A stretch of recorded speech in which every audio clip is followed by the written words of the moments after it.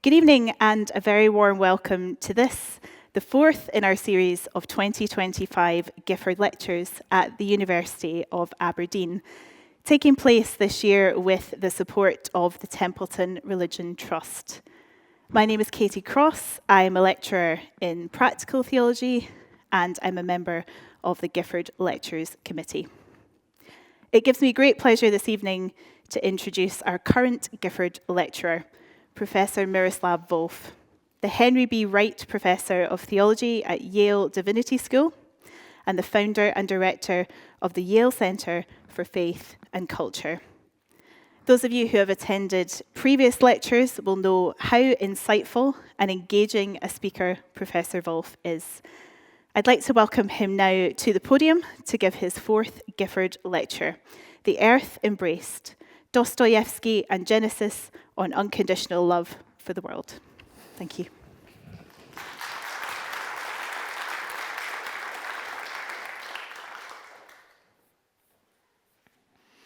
Dr. Casey, thank you for your words of welcome.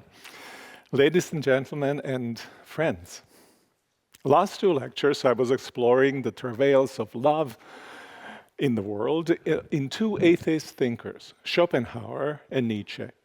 They each stand for a prevalent way of thinking about our chief good, happiness as an abiding positive hedonic state and as enhancement of power, and they stand for two widespread stances toward the world, explicit rejection of the world and its energetic affirmation.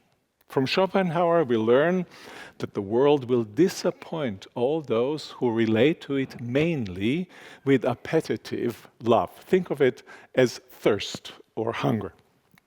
The search for full satisfaction ends up in rejection and even hatred of the world. From Nietzsche, we learn that if we make enhancement of power our chief good, our possible inspiration to embrace the world notwithstanding, we are likely to end up denigrating and damaging much of it.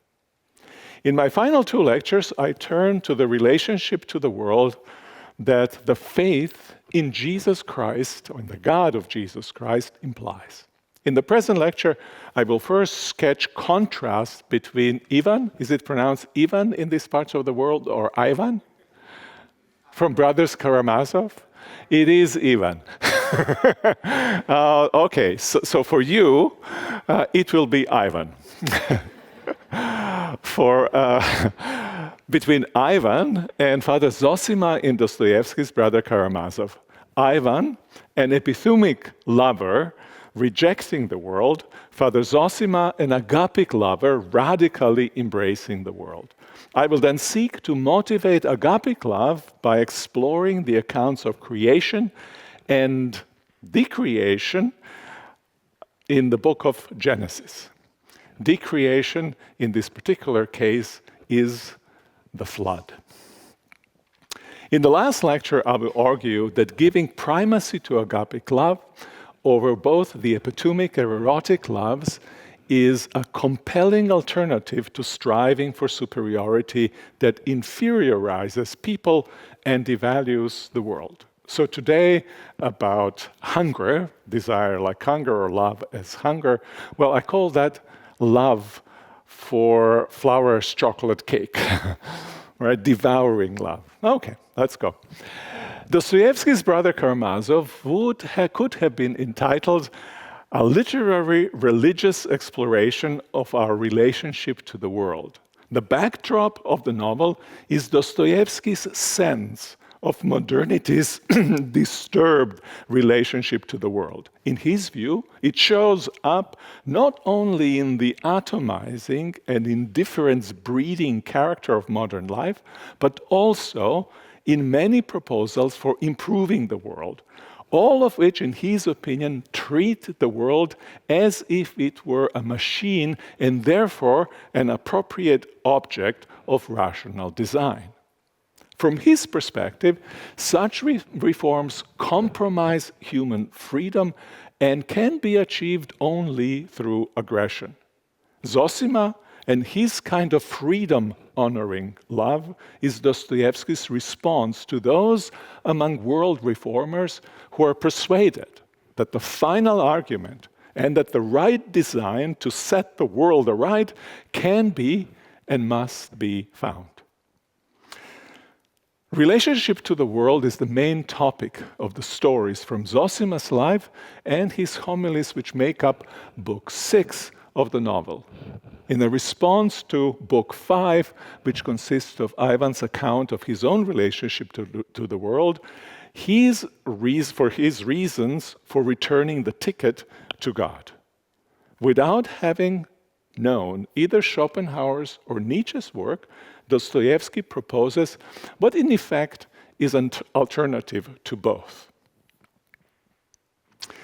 Early in their let's get acquainted conversation, Ivan tells Alyosha, if I did not believe in life, if I were to lose faith in the woman I love, if I were to lose faith in the order of things, even if I were to become convinced to the contrary, that everything is disorderly, damned, and perhaps devilish chaos, if I were struck even by the horrors of human disillusionment, still I would want to live. And as long as I have bent to this cup, I will not tear myself from it until I've drunk it all. Even in fact, Ivan, it is for you. Ivan, in fact, loses faith in the woman he loves and in the order of things. He does think that the world is chaotic. The hypothetical of his above statement are actuals, and still he wants to live. Why? What conquered his determinate rejection of the world as disgusting, what conquered his determinate rejection of the world as disgusting and undeserving of love? The answer, I think, is in the cup. There is still, he says, this wild and perhaps indecent thirst for life in me, this thirst for life despite all. As long as his thirst lasts, as long as there are things in the world that slake his thirst, as long as there are things pleasing to him, he can both reject the world and still want to live in it. Ivan's thirst for life, despite all, is a kind of love. But what kind of love is it? He loves some things, the sticky little leaves of spring, blue skies, some people, some deeds, and he loves, for as long as he loves, not with reason, but with gut. His love is epithumic, like Schopenhauer's thirst, and perhaps a bit erotic. Erotic, by erotic, I mean appreciative, love that appreciates the worth of things. By epithumic, I mean love simply that hungers to have what it wants to have. So he loves some things and loves them with gut. His love is epithumic, like Schopenhauer's thirst, and perhaps a bit erotic. It is self-concerned, selective, and temporary. Inwardly standing at a distance from the world, he assesses it, finds it largely wanting, and on the whole, undeserving of his love. But even Dostoevsky seeks to make plain that if we are looking for a world that fully deserves our love, we're unlikely ever to find it. If we try to make it deserving of our love, we will have to employ some version of the Grand Inquisitor to do the job. And if per impossibile, some universal state of future happiness comes into being now, how long will it last? In the notes from the Underground, Dostoevsky imagines a gentleman with a retrograde and sarcastic physiognomy appearing in the utopia of Crystal Palace. That's the Crystal Palace from 1851 in London. Has nothing to do, little to do with the football team. So some gentleman of that kind appearing in the utopia of Crystal Palace, and for no rhyme or reason, kicking a pillar or two to bring the place down so that he can live according to his own will. Every person is at least a bit an underground human. The world will either be loved with unconditional love, or it will not be loved at all. For underground humans are unfit denizens of the Crystal Palace. Zosima's stories and homilies circle around the character of proper love for the world, an alternative both to Ivan's rejection of the world and to his way of loving it. Brothers, Zosima says at one point, do not be afraid of man's sins. Love man also in his sin, for this likeness of God's love is the height of love on earth.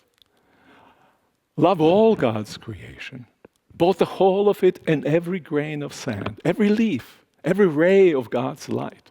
Love animals, love plants, love each thing. If you love each thing, you will perceive the mystery of God in things. Once you have perceived it, you will begin tirelessly to perceive it more and more every day. And you will come at last to love the whole world with an entire, universal love. The universal scope of Zosima's love, accentuated in this text by repeated use of all, every, each, whole, stands in contrast with the selectivity of Ivan's love, evident in his repeated some people, some things, and signaling out some natural phenomena. Zosima's call to love every leaf and every ray of God's light is at variance with Ivan's loving only the sticky little leaves and the blue sky. The universality of love in an imperfect world implies its unconditionality. First, the fact that humans might be disgusting and undeserving is not an obstacle for such love, but in fact an invitation to it. One loves them no matter in what state they are, and in an important sense, precisely because they're so unfortunate as to be disgusting and undeserving. For only unconditional love can let them be and possibly even save them. Second, Zosima's love is directed toward entities that are beautiful is not mere epithumia which seeks to quench a thirst. It is primarily erotic, honoring the intrinsic value of their qualities. He enacts love that is both agapic and erotic in the way he dies. He kneels, he bows down with the face to the ground, he stretches his arms as if embracing the earth, kisses it with joy, and gives up his soul to God.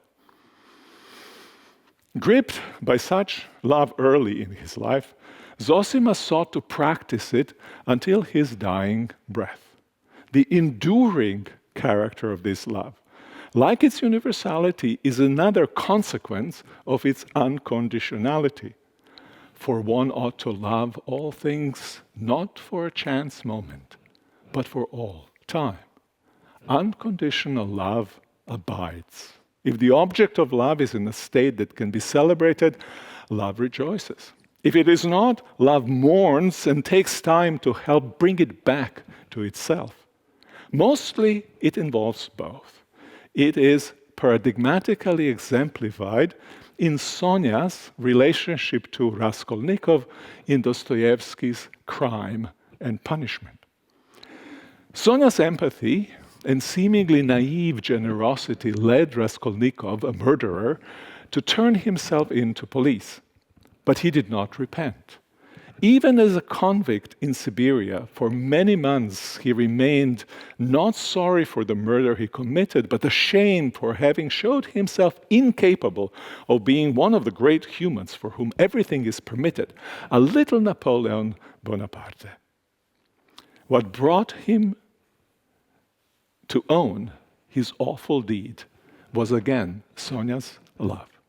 Love that made her go with him to Siberia to endure the torment to which he subjected her, because full of pride, he would not accept his guilt.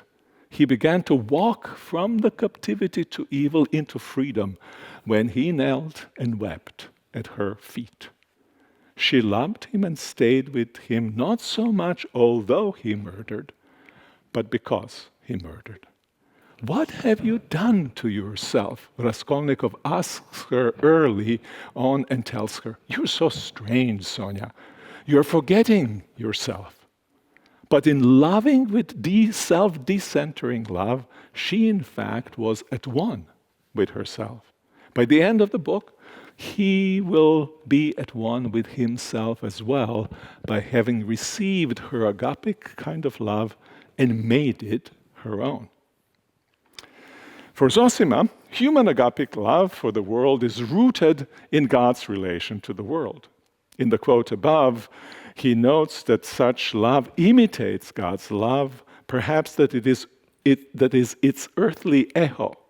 All human love should be like God's love, little bit at least like God's love. And the form of God's love that is highest on earth is love for those who are undeserving.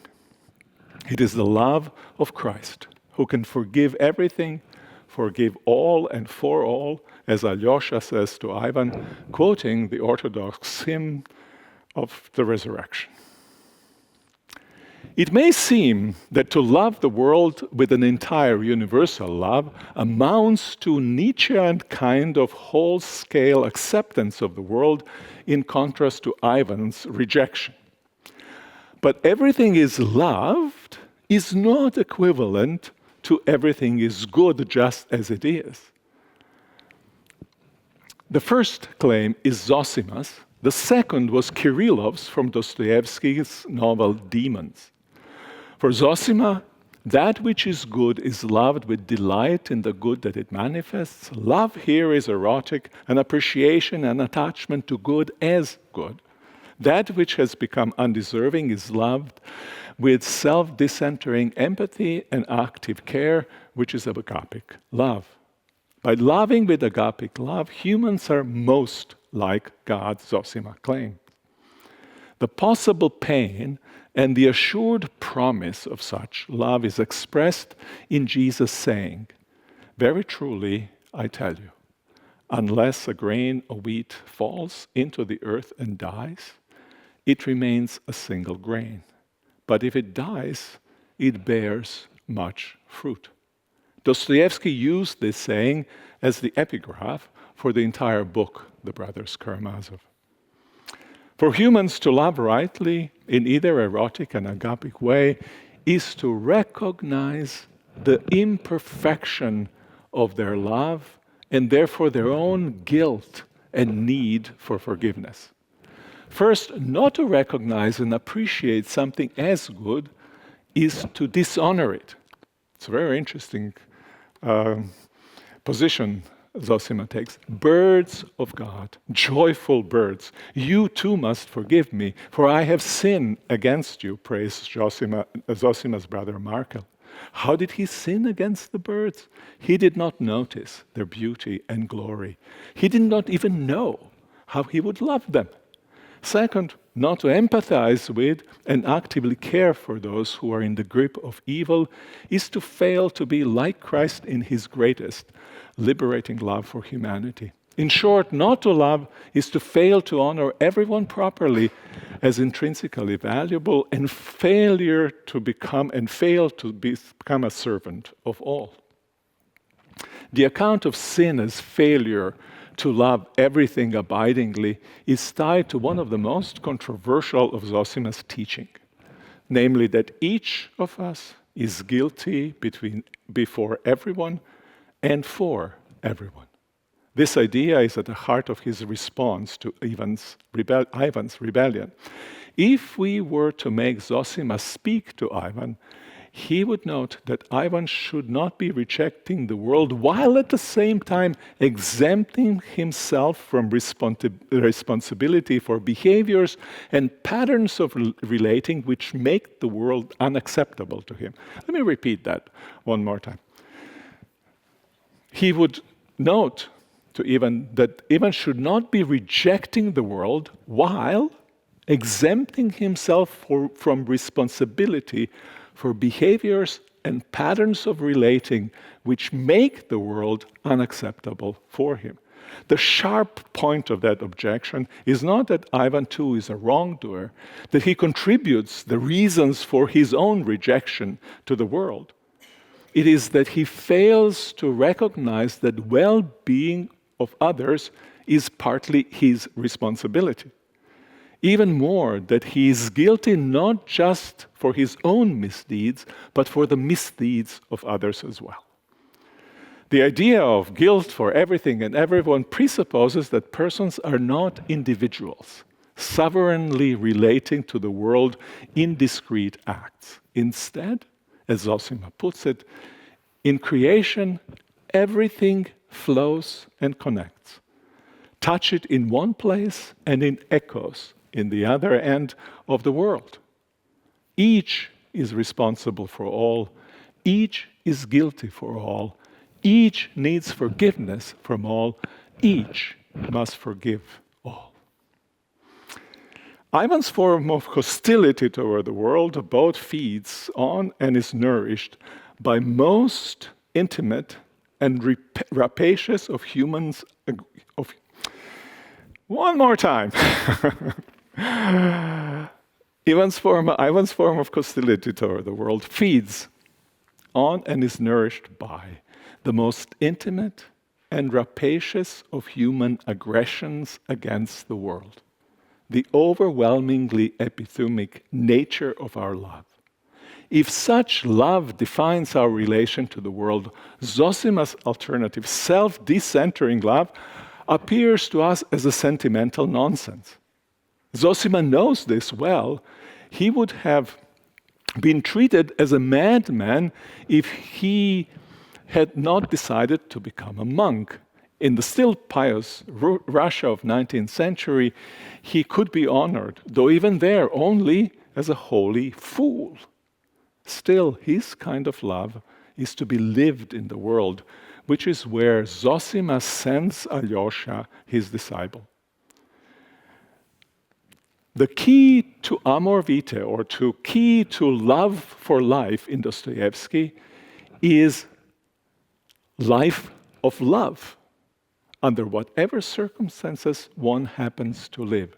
This is what Eti Hilesum, that improbable but extraordinary Jewish saint from the Nazi-occupied Amsterdam, writes. If you haven't read her diaries, please do. She's absolutely amazing. Zosima's love is scandalously unconditional, agapic. He is committed to loving every human being, no matter how abhorrent their deeds, and to loving the world, no matter how disordered. The stance makes little sense if we assume that what human beings do, what they undergo, how they process what they have done and undergone, is inseparable from who they are. That in a decisive sense, they are what they have done and undergone, and in the process made themselves to be. Agapic love is plausible only if we look deeper and distinguish between person and work. Dostoevsky never articulates this distinction, but he in fact makes both Zosima enacted and Alyosha too. For Zosima and Alyosha, distinction is rooted in God's creative and restorative relation to the world. So now from Dostoevsky to the book of Genesis. At the end of the very first account of creation in Genesis, looking at all things God made, God exclaims, with what seems like delighted joy and fond attachment, "And look, it was very good." God creates everything, surveys it, and celebrates it as very good. What God celebrates as good is what God created as good. And then this meta-narrative interjection and look invites the reader to share God's own valuation and praise of the created reality and to experience themselves and their world as praiseworthy. What could God mean by calling creation very good? Very good in what sense? Aesthetic? Functional? And moral? Moral even with the great Leviathan, a symbol of rebellion and enmity to God, present in creation, even if only as one member of the whole species of marine animals. Now, I think that all three of these senses may be contained in the very good, but none of them is primary. Another sense of good is dominant. Call it existential. It's a kind of goodness which cannot be lost and of which there cannot be more or less. When a wanted child is born, the immense joy of many parents often renders them mute, but their radiant faces speak of surprised delight. Just look at you. So very good that you are here. The delight precedes any judgment about the beauty, functionality, and moral rectitude of the child. The child's sheer existence, the mere fact of it, is very good. And that's what I propose God too exclaimed, looking at the newborn world. Such unconditional love is ground of creation's existence. Surprisingly, perhaps, the first praise recorded in the Bible is not human praise of God, as we find in Babylonian myth of creation, on which Genesis partly depends. Instead, it is God's praise of creation. Granted, praiseworthiness of creation redounds to the praise of Creator. But all human praise of God follows and rests upon God's original praise of creation. As a result, in its relation to God, creation is not primarily sacramental. Creation is a foretaste of the world to come. Nor is it primarily iconic. Creation as a kind of translucent pane through which we see God's goodness and God's glory. In Genesis, nothing suggests that God's praise of creation is primarily self-referential. As if it were God is praising a creation so that we can praise Himself, right? Kind of roundabout way, getting back to Himself. Intrinsically valuable, creation is an object of delight both for humans and for God. Only as an object of God delight is creation also a medium of human relation to God, a sacrament and an icon. Hannah Arendt, with whom I was in dialogue I am in dialogue in this entire series of lectures, and who coined the phrase amor mundi and use it in the sense in which I do, Hannah Arendt made what I call existential goodness of the world the foundation of her political philosophy. A shared world with common norms and the right to have rights, she believed depends on mutual affirmation of our mere existence, of all that is not our artifact or our achievement, but it is mysteriously given us by birth alone. And how it is that we might affirm each other in such a way. Above all, by the great and incalculable grace of love, which says, I want you to be, without being able to give any particular reason for such a supreme and unsurpassable affirmation. Now, this love for her was different from passion, but he calls passionate love, above all because passionate love is selective and reciprocal.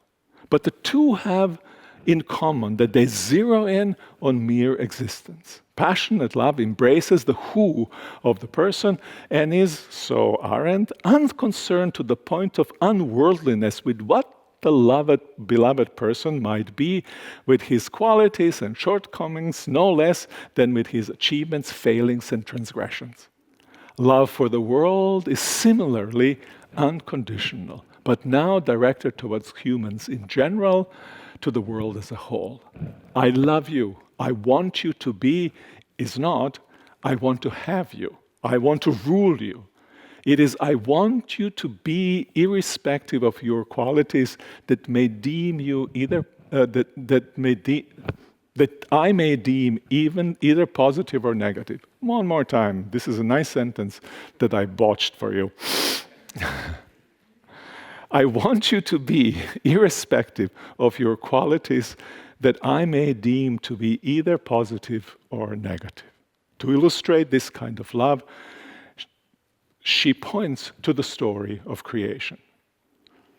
Those who properly say, I want you to be, Arendt writes, in what were her Gifford Lectures in Aberdeen, show themselves capable of the same love with which God supposedly loves humans whom he created only because he willed them to exist and whom he loves without desiring to possess them. As God loves humans in their sheer existence and does not for the sake of not for God's sake, but for their sake, so also humans should love their fellow humans in their sheer existence and do so for the sake of those they love. Love here is not mere recognition of the other, say after struggle for those who are familiar with Hegel, or mere appreciation of them after identifying certain admirable qualities. Love here is a sheer gift. It aims to make possible the ongoing life of the beloved, their growth into themselves. Amo ut sis, I love to love, I love you to be, she writes in one point in the capitals in the margin of her lectures. 6 times before the final declaration of goodness of all God's works, God also declared individual families of creatures to be good. Primordial light, water and land, vegetation, sun and moon, aquatic and avian animals, and finally terrestrial animals. All creatures, each individually and all together, not just humans created in the image of God. All of them have intrinsic value. Like humans, they exist, as the great Jewish philosopher Maimonides put it, for their own sake, and not for the sake of something else. They're good before they have become means to anything for anyone. Many scholars have noted literary similarities between creation of the world in Genesis 1 and the building of the tabernacle in Exodus. Like the tabernacle and later temple, the creation is a dwelling place of God.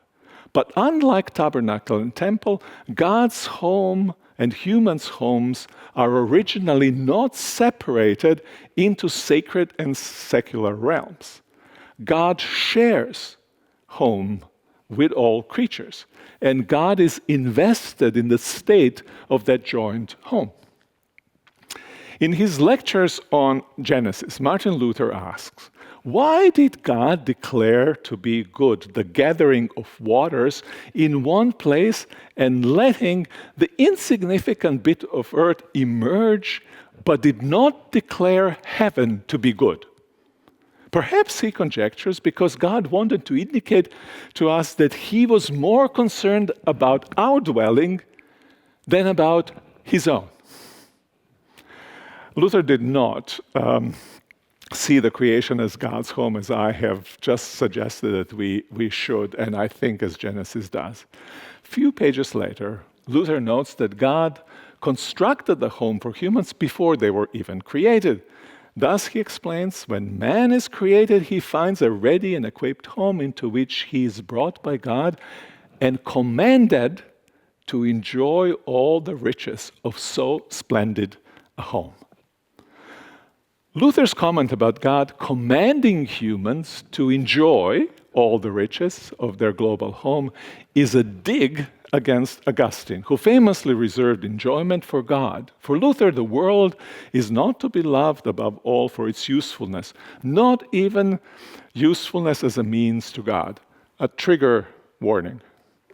After the fall, the world may be shithouse, as he puts repeatedly. And yet, there are genuine worldly goods that can and ought to be enjoyed. Sex is one of them. As a newlywed, he was a monk, right? As a newlywed, Luther wrote to his friend, "I am chained and captured with Catherine, and I lie on the barrow," allusion to her last name von Bora, "mortified to the world." Now, this last phrase, those of you who know your New Testament, this last phrase is startling. According to St. Paul, all Christians united with Christ should be mortified to the world, and the world mortified to them. To the great delight of this former monk, sex with Caton had similar effect. It was not cupidity enacted, but for a moment at least, a distorted form of the self and the world mortified, which I think would work only if Caton felt the same way.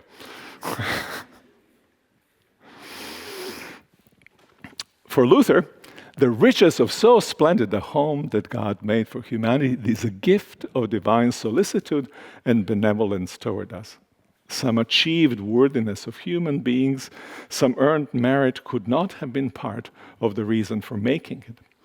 It was made for the future human being. The only worthiness in view could have been existential goodness given by the sheer fact of human existence. In his smaller catechism, Luther gives a first-person or a person-centered account of creation, re-articulating the first article of the Apostolic Creed. "I believe in God, the Father Almighty, maker of heaven and the earth." He writes, "I believe that God has created me together with all creatures, that God has given me my body and soul, eyes, ears, and my members, my reason and my senses." Now, behind these insistent first-person formulations lies a very important conviction. Gifts are personal. They're meant for their recipients as an act of care for them. That's how receiving gift differs, for instance, from finding yourself lucky possessor of some desired object or from receiving an entitlement. Gifts are expressions of the giver's active care. Their benefits to recipients surpass the concrete usefulness they have as objects. For a gift is not a mere thing or service. In fact, most things in the lived world are not mere things. As Merleau-Ponty has argued, all cultural objects, which is most of what surrounds us, are sediments of human activity and have around them an atmosphere of humanity, or inhumanity, as the case may be. In an even greater degree, this is true of gifts. Trinkets in a gift shop, each enveloped in an atmosphere of humanity, are not gifts. It's a gift shop, but it doesn't have gifts. They need to become gifts. And they become gifts when somebody has purchased them with the intention of giving them to someone else in hope it will be received as a gift. The act of giving turns ordinary things into gifts. Gift is an interpersonal relation. When the relationship recedes from consciousness, gifts morph back into just ordinary things, whether useful, delightful, or superfluous and annoying. White elephants, is that the phrase? If creation as a whole and each creature in it are gifts, the consequences will be something like what Hartmut Rosa has described with the idea of resonance. A relationship of being moved by entities, responding to them freely, and in the process, oneself being transformed. For if all creatures are gifts of the God whom we love, each thing in the world is a site of relationship marked by love. Every good and beautiful thing then shimmers with an aura that exceeds its thingness. Each is itself by being more than itself. Each is itself by being more than itself. Each is a carrier of the traces of the giver and a site of recipients meeting with the giver. And just for that reason, each is a source of deep and many-layered pleasures. If we love the world only for its utility, such love would easily morph into desire to control the world, to make it, as Rosa noted, knowable, physically accessible, manageable, and finally transformed into the material and the object of our own projections and desires. The world would become then a point of aggression.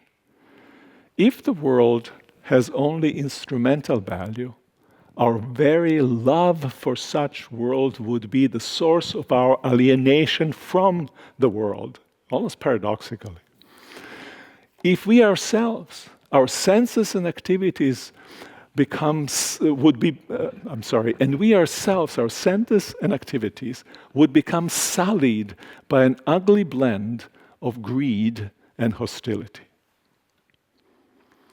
As creation, the world, in all its variegated richness, is an intrinsically valuable gift.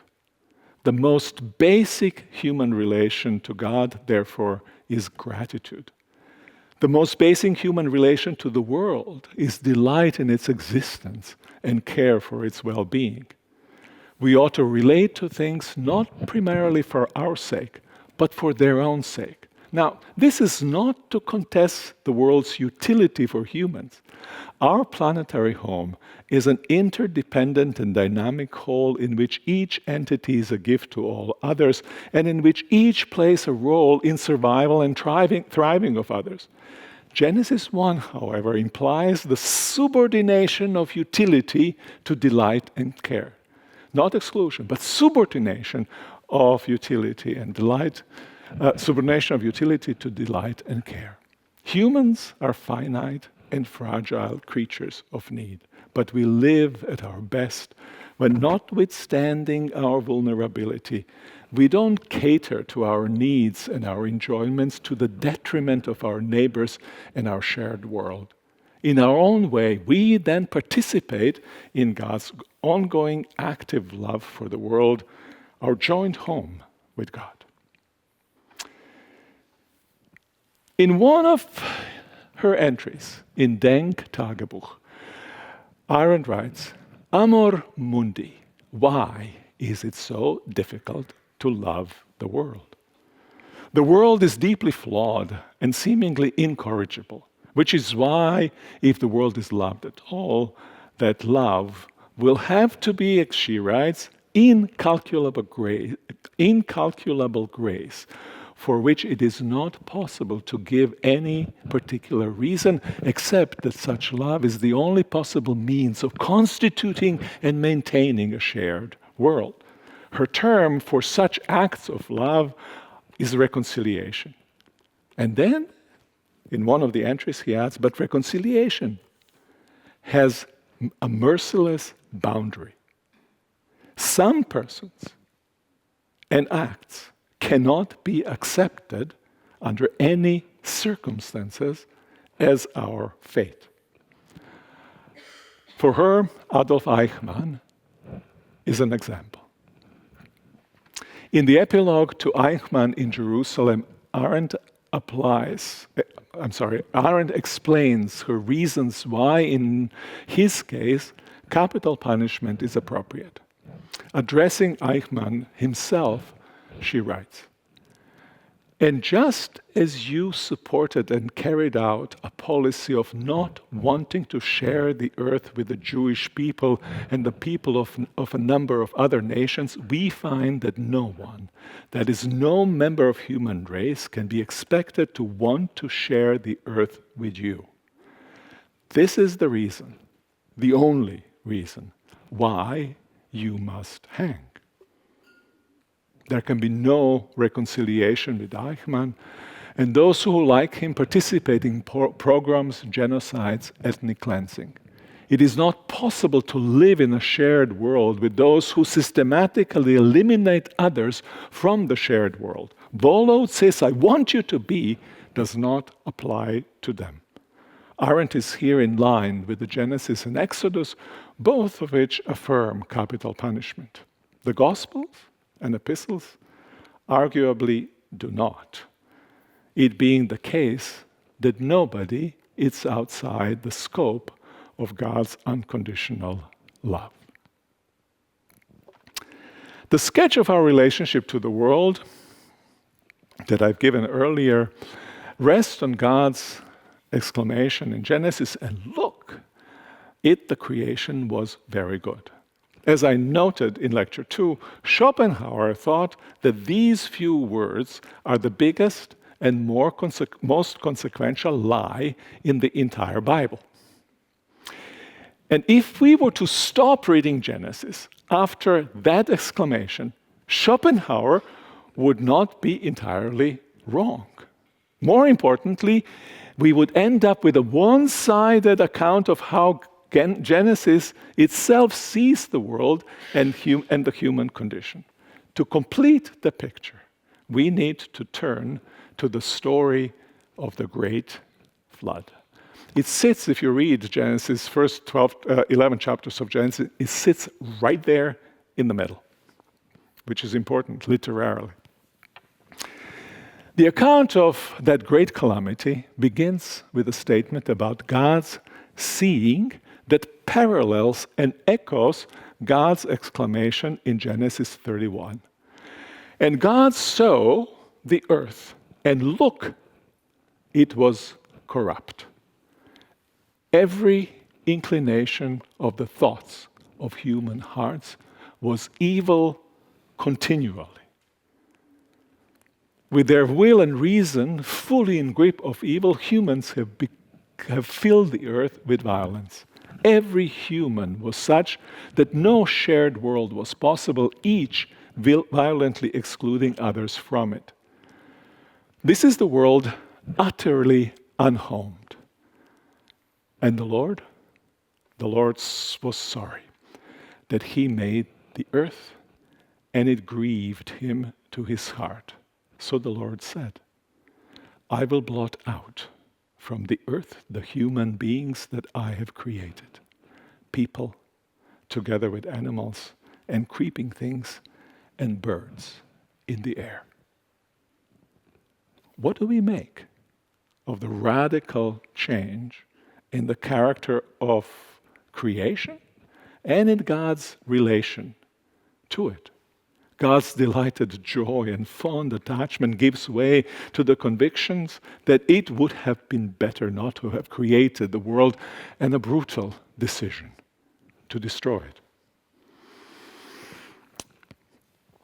I read the disturbing account of the Great Flood as a hypothetical story.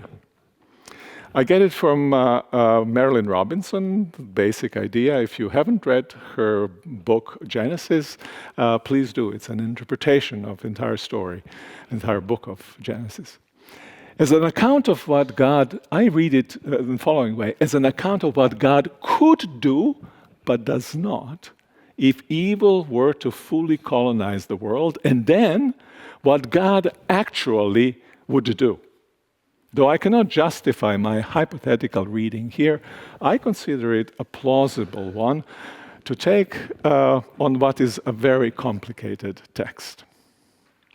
The main body of the story is about what could happen if the evil became pervasive.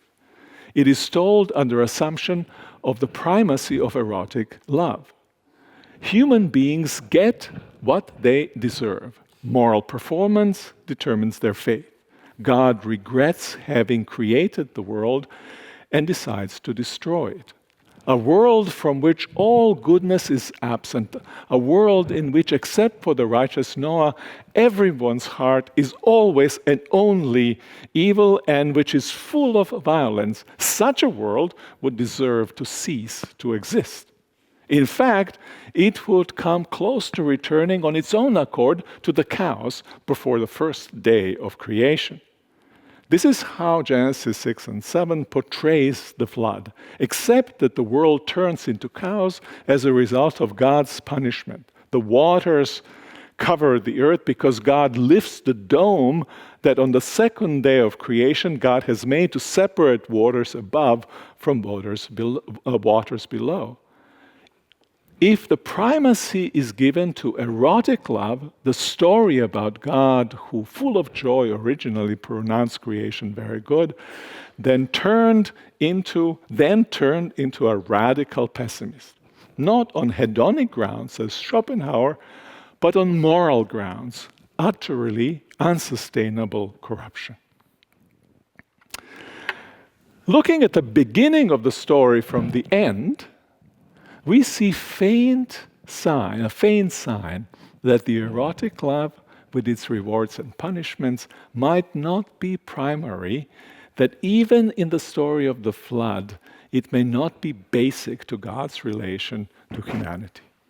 Neither anger nor indifference accompany God's decision to destroy it, but most strikingly, deep sadness.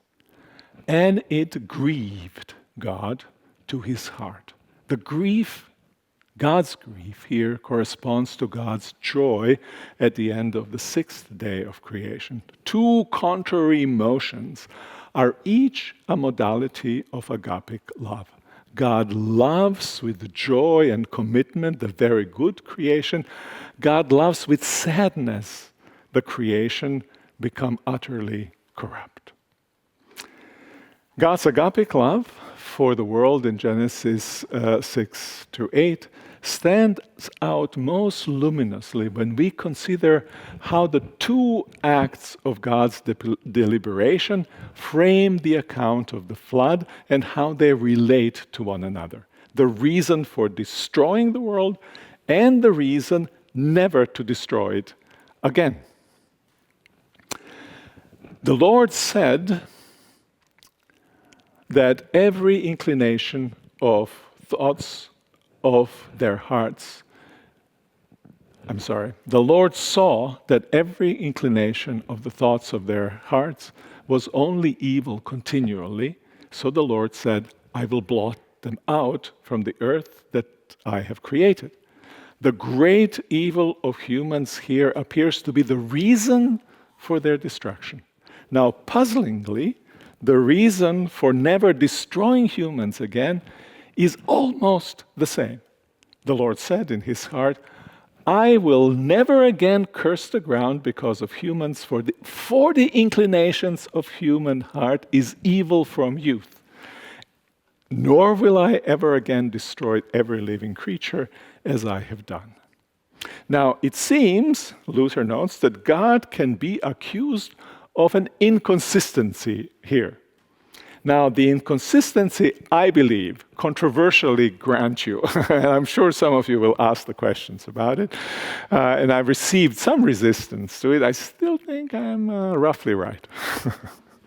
The inconsistency disappears, however, when we recognize that the primacy of erotic love, which governs the first stance, has given way to the primacy of agapic love that governs the second.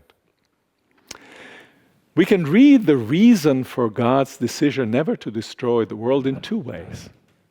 We can translate for the inclination of human hearts are evil. We can translate for in the praise for the inclination of human hearts is evil from youth, either with although or because. In the first case, in the case of although, at the end of the story, erotic love has primacy as it had at the beginning. Despite the appearance to the contrary, I will not destroy them, although they are evil, remains in one regard close to I will destroy them because they are evil. Though the result is opposite, sparing rather than destruction, human wickedness still pushes in the direction of destruction.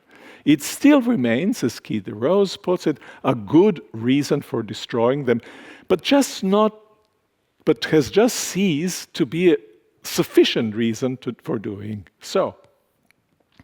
In the second case, I will never again destroy because the inclination of human heart is evil from you.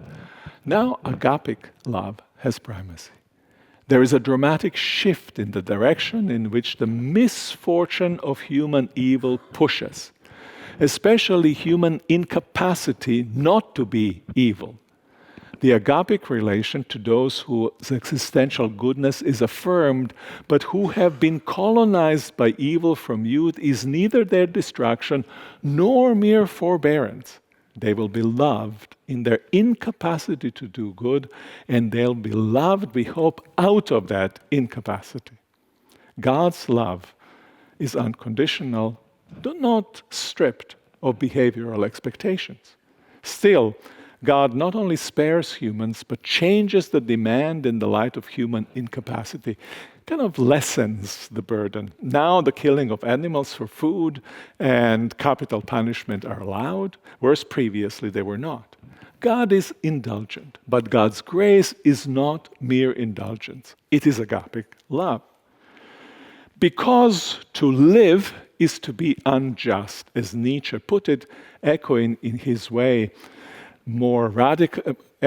own more radical way Luther's anthropology, the world can continue to exist only if God makes a commitment to it, keeps faith with it, no matter what. What will not do is to destroy all the evildoers and save one particularly righteous person and, frankly unwedded, his sons and daughters, in hope that humans will do better the next time. They will not. The story of the flood and its aftermath underscores that. A shared, lived world exists only through God's grace of creating, not only through that, but through God's grace of keeping faith with and caring for humanity, and that not merely despite the evil, which is widespread, but because of it. Captivity to evil is the reason for liberating grace. When God, whose very being is love, creates the world, God gives it existence and does so for no other reason than to delight in it, as Genesis suggests. By loving free and wayward creatures unconditionally, God gives them grace of time and of God's own redemptive presence to be and to grow into their own fullness. This is the stance toward the world on which Father Zosima insists, in sharp contrast to Ivan and his appetitive, epithumic pseudo-love for the world. Let me conclude.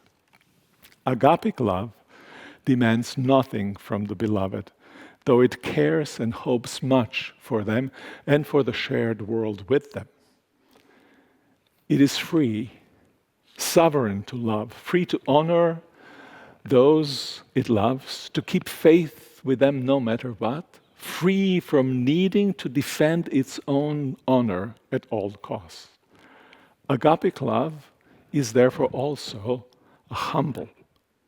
It provides an alternative not just to epithumic desire, but also to striving for superiority that is so widespread in the world today and then degrades much of that world. That will be the topic of my final lecture. Thank you so much.